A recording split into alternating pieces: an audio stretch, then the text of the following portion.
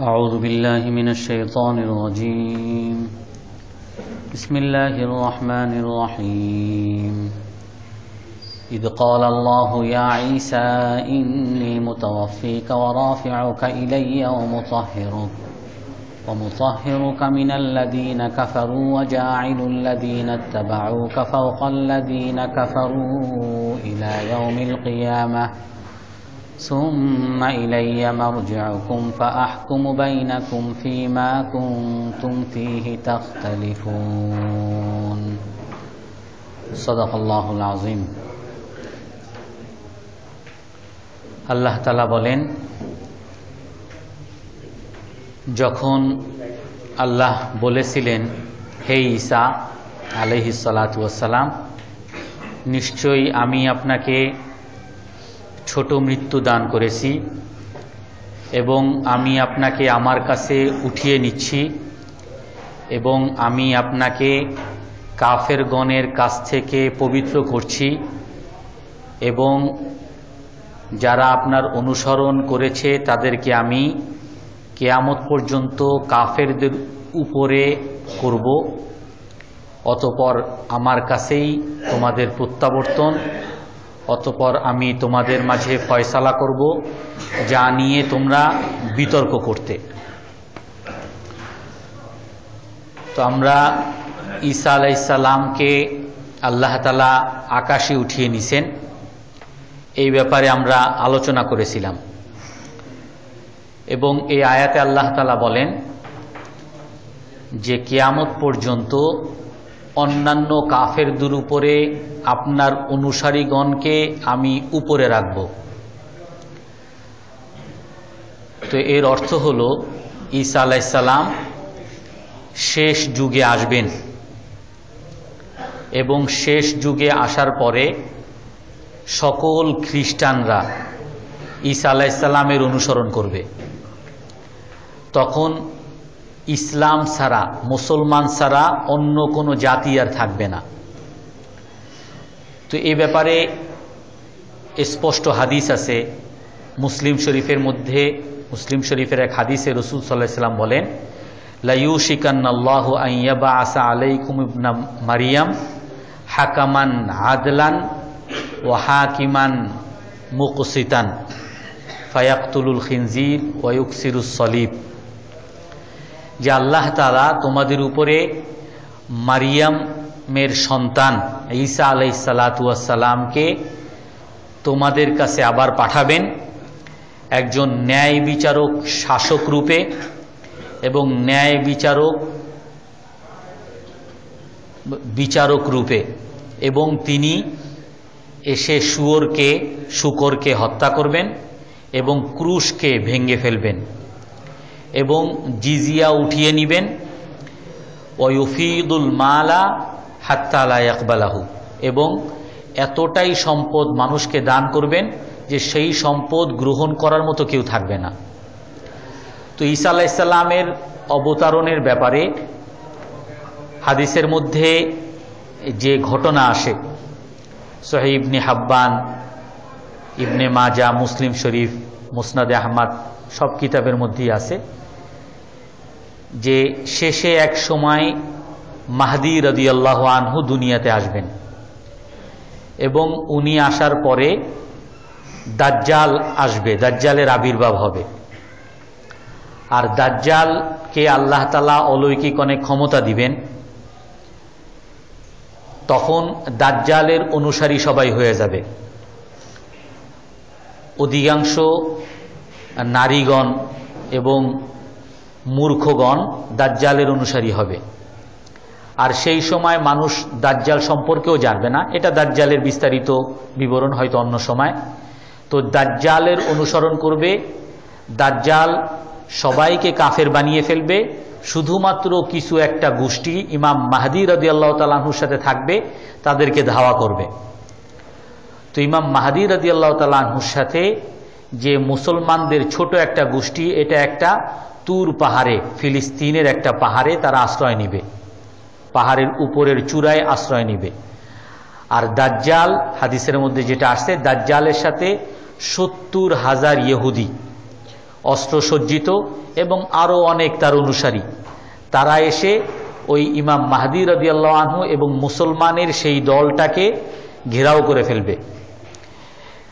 তো তারা সেই পাহাড়ের চূড়ায় উঠতে পারবে না, আল্লাহ তাআলা তাদেরকে উঠতে দিবেন না, হয়তো তাদের প্রতিরোধ থাকবে। আর ওই মুসলমানগণও নিচে নামতে পারতেছে না, নিচে নামলে তারা সংখ্যায় অল্প আর দাজ্জালের অনেক অনুসারী, তো হত্যা করে ফেলবে। তো এই অবস্থায় তারা আটক থাকবে, অনেক লম্বা একটা সময় তারা আটক থাকবে। তো লম্বা সময় আটক থাকার পরে তাদের খাবার সামগ্রী শেষ হয়ে যাবে এবং দিনাতিপাত করার মতো আর সুযোগ থাকবে না, তাদের সমস্ত সম্বল শেষ হয়ে যাবে। তো এই সময় তাদের মধ্যে একজন বলবে যে আমরা আর কতদিন এভাবে আটক থাকব, আমরা না হয় নিচে নেমে দাজ্জালের সাথে যুদ্ধ করি, আমরা হয়তো পারবো না কিন্তু শহীদ হয়ে যাই, কিন্তু এভাবে আটক থেকে নিজেরা এভাবে মরে যাওয়ার চেয়ে নিচে নেমে তাদের সাথে যুদ্ধ করে শহীদ হয়ে যাওয়া ভালো। তো এভাবে তারা এক রাতে সবাই মিলে আলোচনা করবে এবং তাদের আমির যে থাকবে উনি ইমাম মাহদী রাদিয়াল্লাহু আনহু সিদ্ধান্ত দিবেন যে আমরা ফজরের পরে, ফজর নামাজ পড়ে আমরা নিচে নামব, দাজ্জালের সাথে যুদ্ধ করার জন্য ফজরের পরে নিচে নামব। কিন্তু ওনারা জানেন যে ওনারা হয়তো পারবেন না, ওনারা সবাই মৃত্যুবরণ করবেন, কিন্তু তারপরও সিদ্ধান্ত নেবেন। তো ওই রাতে ওনারা অনেক আল্লাহ তাআলার ইবাদত করবেন এবং যখন ওই রাতে এবং আল্লাহ তাআলা অনেক অন্ধকার দিবেন, অন্ধকার এমন অন্ধকার হাদিসের মধ্যে আসছে যে লা ইয়ারার রাজুলু ইয়াদাহু, মানুষ তার হাত দেখবে না, এরকম হাত উঁচু করলেও হাত দেখবে না, এত অন্ধকার, গুটগুটে অন্ধকার। তো সেই সময় ফজরের সময় যখন নাকি তারা একামত হবে, নামাজের একামত হবে, নামাজ দাঁড়াবে, সেই সময় আল্লাহ তাআলা ঈসা আলাইহিস সালামকে অবতরণ করবেন। আর ঈসা আলাইহিস সালামের অবতরণের ব্যাপারে হাদিসের মধ্যে আসছে, সহিহ হাদিসের মধ্যে, ইয়ানজিলু ঈসা ইবনে মারইয়াম আলাল মানারাতিল বাইদা ফি শারকাই দিমাশক, সিরিয়ার দিমাশক শহরের পূর্ব দিকের একটা সাদা মিনারা, সেখানে ঈসা আলাইহিস সালাম অবতরণ করবেন। এবং কিভাবে অবতরণ করবেন? ওয়ায়াদাউ ইয়াদাইহি আলা জানাহাইল মালাকাইন, উনি দুই হাত দুই ফেরেশতার পাখার উপরে এভাবে রেখে উনি আকাশ থেকে অবতরণ করবেন। এবং উনি যখন আসবেন ইয়াকুতুরু রাসুহু, ওনার মাথা থেকে পানি টপকাতে থাকবে, মানে যেন উনি বাথরুম থেকে বের হয়েছেন এই অবস্থায় ওনার মাথা থেকে পানি টপকাতে থাকবে। এবং যখন নাকি মাথা উঁচু করবেন, ওয়াইজা রাফা রাসাহু, যখন নাকি মাথা উঁচু করবেন তখন এই মাথার যে পানি সেগুলো তার চেহারার মধ্যে পড়বে, আর সেই চেহারার মধ্যে মুতির মতো চমকাতে থাকবে।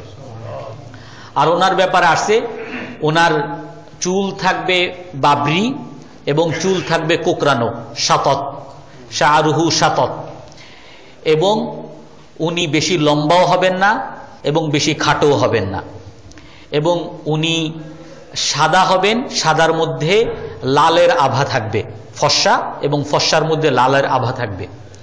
এবং উনি যখন অবতরণ করবেন আলাইহি মাহরুদাতাইন, তার গায়ে দুইটা চাদর থাকবে, হলুদ, কিছুটা হলুদের কাছাকাছি রঙিন দুইটা চাদর থাকবে। তো এই অবস্থায় উনি ওখান থেকে ওই পাহাড়ের কাছে যাবেন, ওই পাহাড়ের চূড়ায় যে মুসলমানরা থাকবে সেখানে যাবে।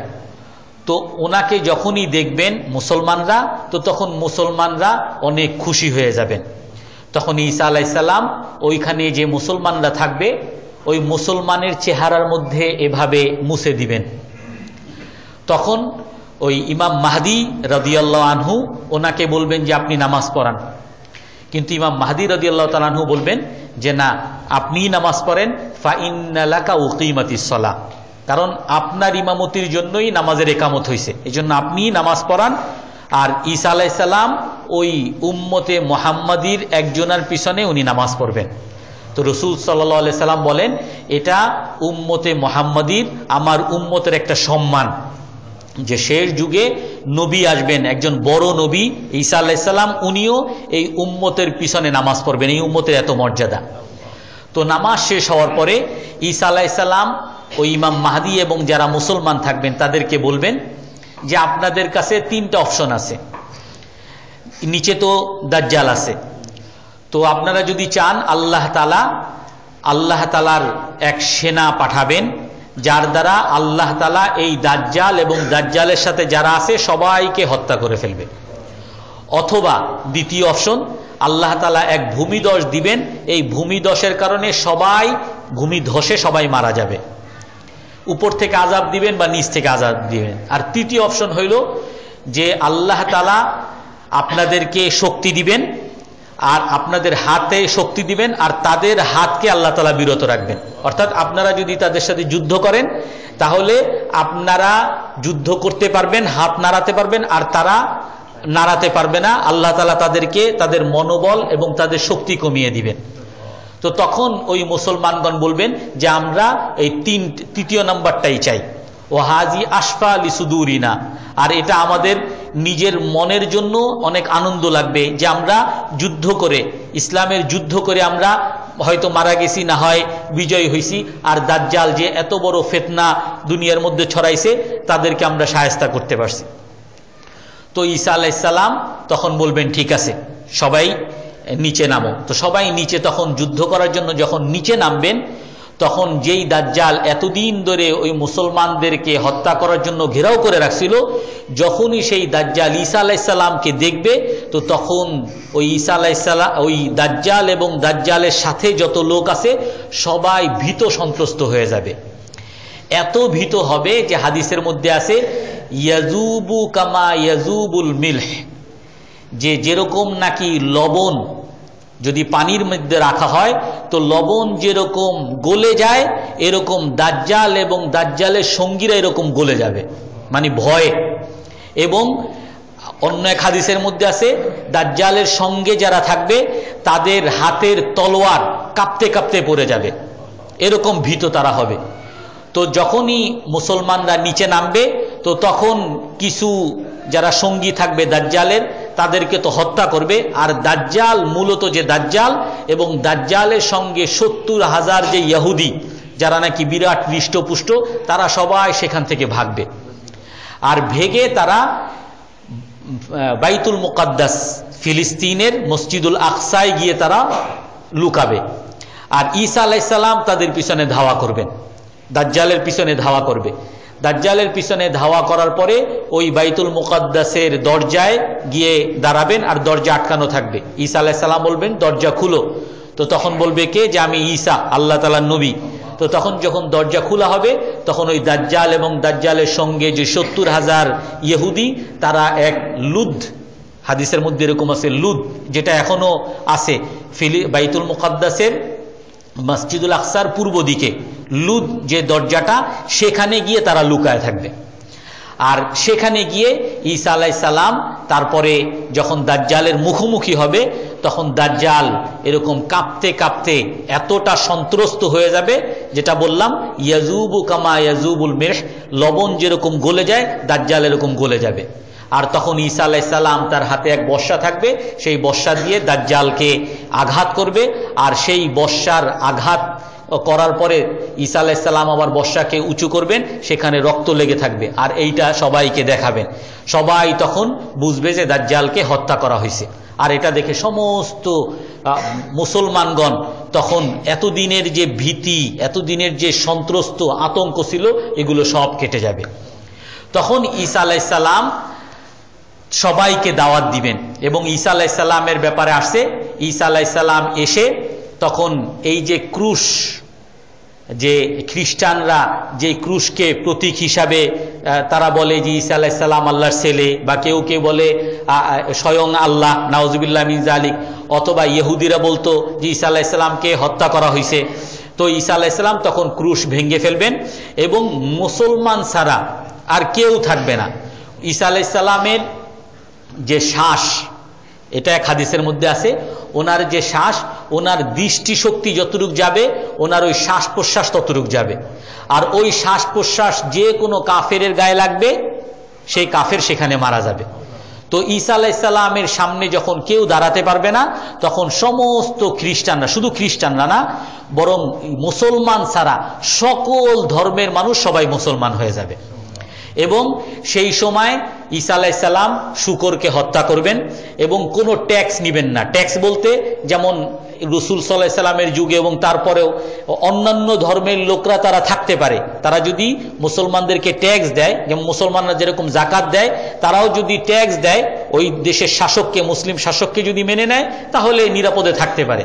কিন্তু ঈসা আলাইহিস সালাম আসার পরে মুসলমান ছাড়া আর কোনো ধর্ম তখন কার্যকর থাকবে না। মুসলমান ছাড়া যত কাফের হবে সমস্ত কাফের ঈসা আলাইহিস সালামের সেই শ্বাস প্রশ্বাসে সবাই মারা যাবে এবং ঈসা আলাইহিস সালাম সবাইকে হত্যা করবেন। শুধুমাত্র তখন মুসলমান থাকবে। আর ঈসা আলাইহিস সালামের সময় আল্লাহ তাআলা যখন সবাই মুসলমান হবে তখন আল্লাহ তাআলা বরকত দিবেন। কিরকম বরকত? আর এক হাদিসের মধ্যে আসছে যে আল্লাহ তাআলা ইউযিনুল ইসসামা আন তুমতিরি, আল্লাহ তাআলা আকাশকে বলবেন যে তুমি যেখানে যেখানে বৃষ্টি লাগে বৃষ্টি দাও। আর ওয়ায়ুযিনুলিল আরদি আন তুমবিতি, আর জমিনকে, ভূমিকে বলে দিবেন যে তোমার যেখানে যেখানে উৎপাদন লাগে তুমি উৎপাদন করতে থাকো। আল্লাহ রাসূল এক হাদিসের বলেন লাউ ওয়াদাতা হাব্বাকা আলাল হাজার লানাবাত, এত বরকত হবে, এত উর্বর শক্তি বাড়বে, যদি তুমি কোনো একটা দানাকে পাথরের উপরও রাখো তো সেই পাথরের মধ্যেও গাছ হবে, এত বরকত হবে। আর সেই সময় হাদিসের মধ্যে এটাও আসছে যে সেই সময় একটা আনার, আর একটা যে ডালিম আমরা আনার, এই আনার এত বড় হবে যে আনারের যে খোসা থাকবে ওই খোসার ছায়ায় মানুষ বাস করতে পারবে, এত বড় আনার হবে। আর একটা আনার দ্বারা এক দল মানুষ খেতে পারবে। আর ছোট একটা বকরি যদি জবাই করা হয় এর দ্বারা বিরাট এক দল লোক খেতে পারবে। আর একটা উট যদি, একটা গরু বা উট যদি জবাই করা হয় এর দ্বারা একটা বংশ খেতে পারবে। মানে এত বরকত আল্লাহ তাআলা তখন দিবেন, সব জায়গায় বরকত থাকবে। আর এত সম্পদ তখন হবে, ঈসা আলাইহিস সালাম ওই সম্পদকে মানুষকে দিবেন, কিন্তু কোনো মানুষ সেই সম্পদ নেওয়ার মতো কেউ থাকবে না। এমনকি হাদিসের মধ্যে আসছে ওয়ান্নাকুম লান তাসআউ আলা শাতি ওয়ালাল ইবিল, আর তখনকার মানুষ এতটা আল্লাহ ভীরু, এতটা আখিরাতমুখী হবে যে তাদের কারো কোনো জমিনের দিকে, দুনিয়ার কোনো জিনিসের প্রতি মোহ থাকবে না। অনেক তাদের সম্পদ থাকবে কিন্তু সম্পদের প্রতি তাদের কোনো মোহ থাকবে না।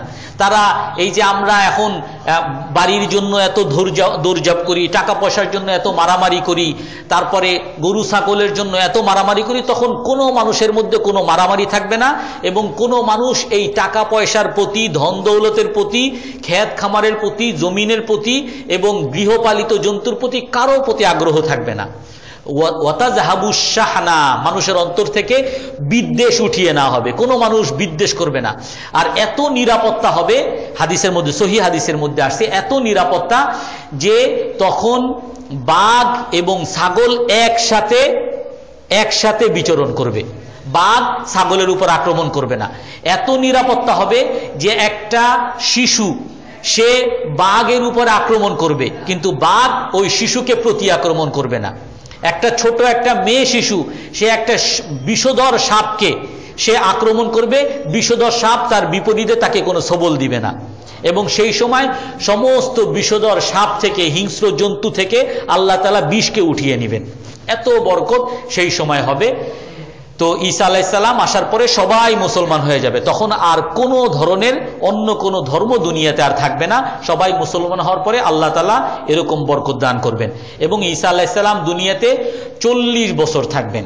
ঈসা আলাইহিস সালাম যখন দুনিয়াতে আসবেন, যখন উঠছেন তখন ওনার বয়স ছিল 33 বছর এবং উনি যখন আবার দুনিয়াতে আসবেন 33 বছর হিসাবেই আসবেন এবং আরো 40 বছর থাকবেন, অর্থাৎ প্রায় 70 বছরের কাছাকাছি। তারপরে উনি ইন্তেকাল করবেন। এটাই কোরআনের আরেক জায়গার মধ্যে আছে, ওয়া ইম মিন আহলিল কিতাবি ইল্লা লা ইউমিনান্না বিহি ক্বাবলা মাউতি। কোরআনের মধ্যে আসছে যে সকল ধর্মের মানুষ ঈসা আলাইহিস সালামের উপরে ঈমান আনবে ক্বাবলা মাউতিহি, ঈসা আলাইহিস সালামের মৃত্যুর আগে। অর্থাৎ ঈসা আলাইহিস সালাম যখন আবার দ্বিতীয়বার আসবেন তো তখন সকল খ্রিস্টান, সকল অমুসলিম সবাই ঈসা আলাইহিস সালামের উপর ঈমান আনবে ঈসা আলাইহিস সালামের মৃত্যুর আগে। অর্থাৎ সেই মৃত্যুর আগে, ওই 40 বছর থাকার পরে যে মৃত্যু, সেই মৃত্যুর আগে সবাই মুসলমান হবে। আল্লাহ তাআলা আমাদেরকে ঈসা আলাইহিস সালামের সেরকম জিন্দিগির তারা যেরকম বুজুর্গ আল্লাহওয়ালা হবে সেরকম আল্লাহওয়ালা আমাদেরকে বানিয়ে দেখ। কারো কোনো প্রশ্ন আছে? সম্পত্তি বন্টনায় যে পিতা জীবিত থাকা অবস্থায় সন্তান মারা গেলে তার যে ছেলেপেলেরা সম্পদের কোনো মালিক হয় না, এটা কি ইসলামী শরীয়তের আইন? জি, এটাই ইসলামী শরীয়তের আইন। এটা কি তাহলে ওই মাসুম বাচ্চাটা সম্পর্কে একটু ই করা হলো না নাকি? এটা মূলত মানে হওয়ার কথা তার ছেলে পাওয়ার কথা। এখন যেহেতু তার ছেলে নাই, তো সেহেতু তার ছেলে আর পাবে না। তবে ওই যে মাসুম বাচ্চারও কিছু আছে, ভাগ আছে, কিন্তু এই ভাগটা অনেক মানে আগে ছেলেদেরকে দেওয়ার পরে তারপরে মেয়েদেরকে দেওয়ার পরে যদি কিছু থাকে সেখানে যাবে আর কি।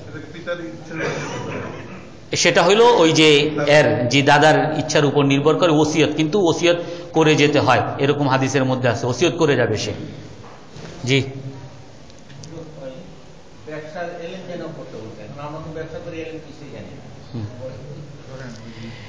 এলেম তলাবুল এলমি ফারিদতুন আলা কুল্লি মুসলিমিন ও মুসলিমা, এলেম শিক্ষা করা প্রতিটা মুসলমানের উপর ফরজ।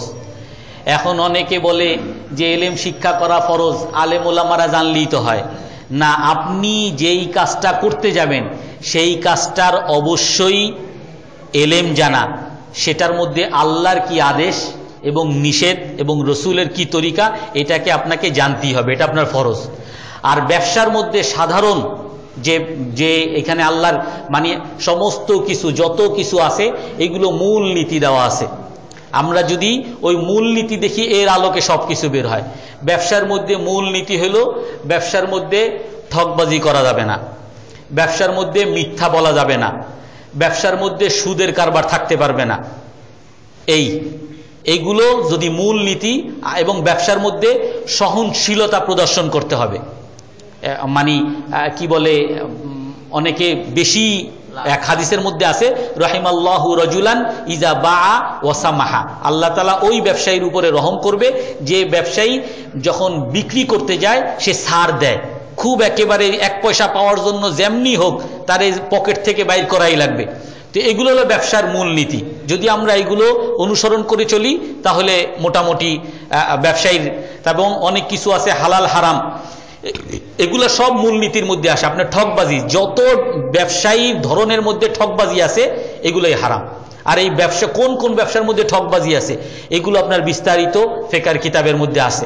ব্যবসার যে হালাল, ব্যবসার হালাল বেচা কিনার সংজ্ঞা হলো বিক্রেতা এবং ক্রেতা দুইজন কোনো নির্দিষ্ট জিনিস সামনে থাকতে হবে, নির্দিষ্ট জিনিস কিনতে হবে এবং দোনোজনার সন্তুষ্টিক্রমে, দোনোজনার সন্তুষ্টি থাকতে হবে।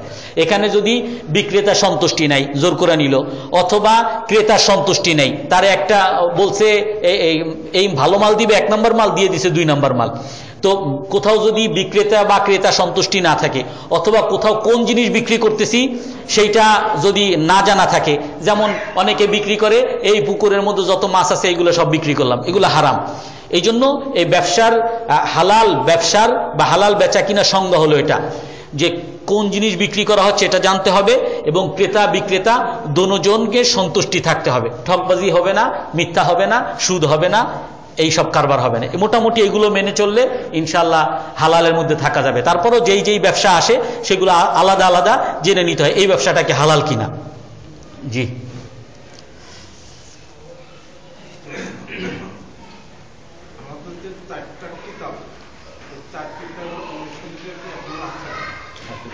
চারটা কিতাবের অনুসারী তো আছে, মানে যেমন তাওরাত মুসা আলাইহিস সালামের উপরে, মুসা আলাইহিস সালামের অনুসারী ইহুদি তো আছে। ইনজিল ঈসা আলাইহিস সালামের উপরে, ইনজিলের অনুসারী ঈসা আলাইহিস সালামের খ্রিস্টানরা তো আছে। আর জাবুর এবং কি বলে আর একটা কোরআন তো আছেই। জাবুর এইটা এখন হয়ে গেছে, জাবুরের সেরকম কথা শোনা যায় না, কিন্তু তারপরে ইহুদিদের একটা দল বলে যে তাদের কাছে জাবুরের খণ্ড আছে। যাই হোক, কোরআন ছাড়া অন্যান্য যে 3 কিতাব আছে এগুলো বিকৃত, মানে এগুলো আর বিশ্বাসযোগ্য নাই। যখন আর বিশেষ করে কোরআন যখন চলে আসছে তখন সব রহিত হয়ে গেছে। এবং কোরআনের মধ্যে আসছে যে কোরআন এবং হাদিসের মধ্যে আগের উম্মতদের, আগের নবীদের যেই সমস্ত কথাগুলোকে বলা হয়েছে সেগুলোকেই আমরা আগের উম্মতের কথা হিসাবে ধরবো, আর সেটা আমাদের ধর্ম। আর যেগুলো কোরআন এবং হাদিসের মধ্যে নাই তো সেগুলোকে যদিও তারা দাবি করে যেটা জাবুরের মধ্যে আছে বা ইঞ্জিলের মধ্যে আছে বা তাওরাতের মধ্যে আছে, এগুলো সবই বাতিল হিসাবে গণ্য, বানোয়াট হিসাবে গণ্য, বিকৃতি হিসাবে গণ্য। এটাকে আমরা বিশ্বাসযোগ্য হিসাবে ধরবো না। জি, শেষ প্রশ্ন, আজকে মনে আর প্রশ্ন নাই। জি, আল্লাহ পাক তো রূহ জগৎ, রূহ আত্মা তো এক সময় সৃষ্টি করতেন নাকি? জি, আল্লাহ পাক যে এক সময় আত্মা রূহ জগৎ সৃষ্টি করে থাকেন, তো এই রূহগুলি তো আল্লাহ পাকের আলমে আরোহাতে আছে।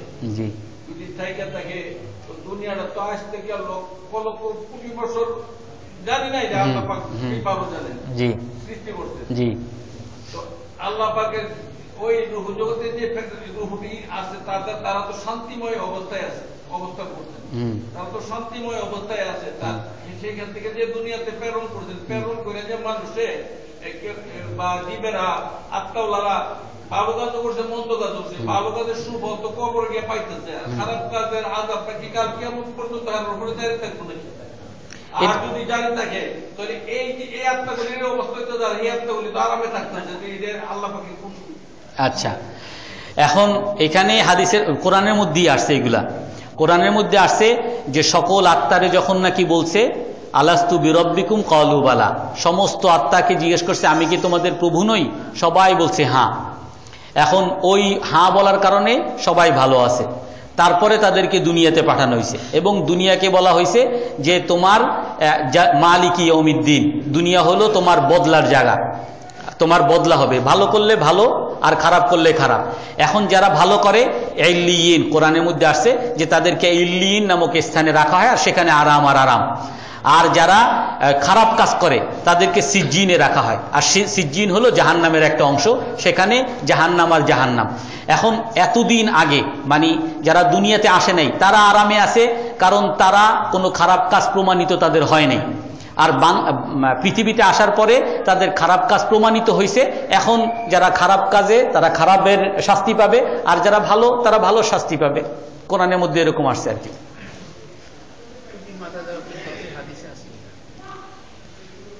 টুপি মাথায় দেওয়া হাদিসে আসছে, হাদিসে আসছে, এবং রুমাল পাগড়ি হিসাবে তো আছেই এবং টুপি হিসাবেও আছে, হাদিসের মধ্যে আসছে। জি, যে বিচার ব্যবস্থায় আমাদের দেশে তো ইসলামিক শরিয়াতের বিচার হয় না, বিচার তো রাষ্ট্রীয় বিভিন্ন দেশের আইন অনুযায়ী। এই বিচার ব্যবস্থা যদি কাকে মানে দোষী সাব্যস্ত করা হইল, কিন্তু সে দোষী না, এবং তাকে মৃত্যুদণ্ড দেওয়া হইল, কিন্তু সে আসলে ছিল না, এই ক্ষেত্রে আল্লাহর বিচারে সে কি হবে? এটা তো আমরা অনেকবার বলছি, একবার দুইবার বলি নেই। এক হাদিসের মধ্যে খুব স্পষ্ট আছে, তিরমিজি শরীফের হাদিস এবং নাসাইতেও আছে মনে হয়, আল কুদাতু সালাসা, বিচারক তিন প্রকার। কোরআনের হাদিসের মধ্যে খুব বিচারক তিন প্রকার। এক বিচারক যে নাকি বিচার সম্পর্কে কিছুই জানে না, বিচার সম্পর্কে কিছুই জানে না, সে বিচার করে দিছে, ভুল বিচার করছে এক। আর একজন হইল সে বিচার সম্পর্কে জানে এবং ইচ্ছা করে একজনের বিরুদ্ধে ভুল বিচার করছে। আর আরেকজন বিচারক সে বিচার করতে গিয়ে সঠিক জিনিস তালাশ করছে এবং সঠিক বিচার করছে।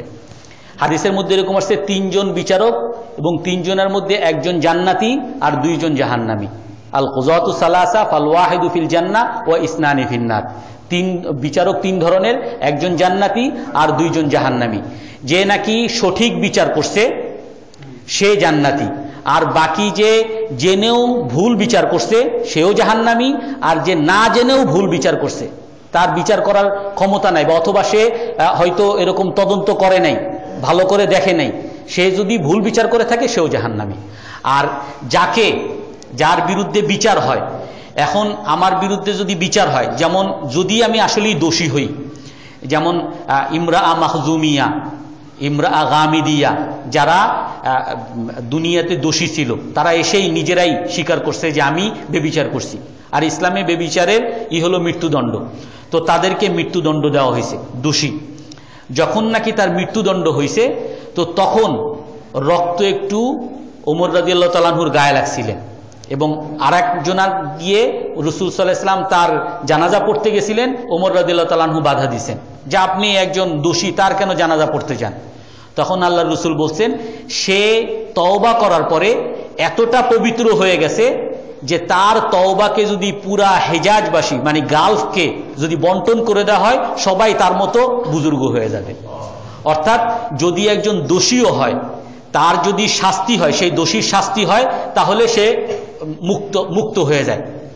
আর যদি সে দোষী না হয়, আর তাকে যদি অন্যায়ভাবে যদি তাকে মৃত্যুদণ্ড দেওয়া হয় বা যে কোনো শাস্তি দেওয়া হয়, তাহলে এ তো মাজলুম হিসাবে, এক তো হলো মানে মাজলুম যে অন্যায়ভাবে যাকে হত্যা করা হয় সে শহীদের মর্যাদা পায়, শহীদের সওয়াব পায়।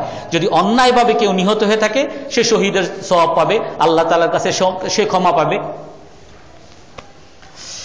ربنا ظلمنا أنفسنا وإن لم تغفر لنا وترحمنا لنكونن من الخاسرين يا أول الأولين يا آخر الآخرين يا ذا القوة المتين يا راحم المساكين اللهم اهدنا فيمن هديت وعافنا فيمن عافيت وتولنا فيمن توليت وقنا شر ما قضيت فإنك تقضي ولا يقضى عليك ولا يعز من عاديت ولا يذل من واليت تباركت ربنا وتعاليت يا ذا الجلال والإكرام ربنا ظلمنا أنفسنا وإن لم تغفر لنا وترحمنا لنكونن من الخاسرين ربنا اغفر لنا ولإخواننا الذين سبقونا بالإيمان ولا تجعل في قلوبنا غلا للذين آمنوا ربنا إنك رؤوف رحيم سبحان ربك رب العزة عما يصفون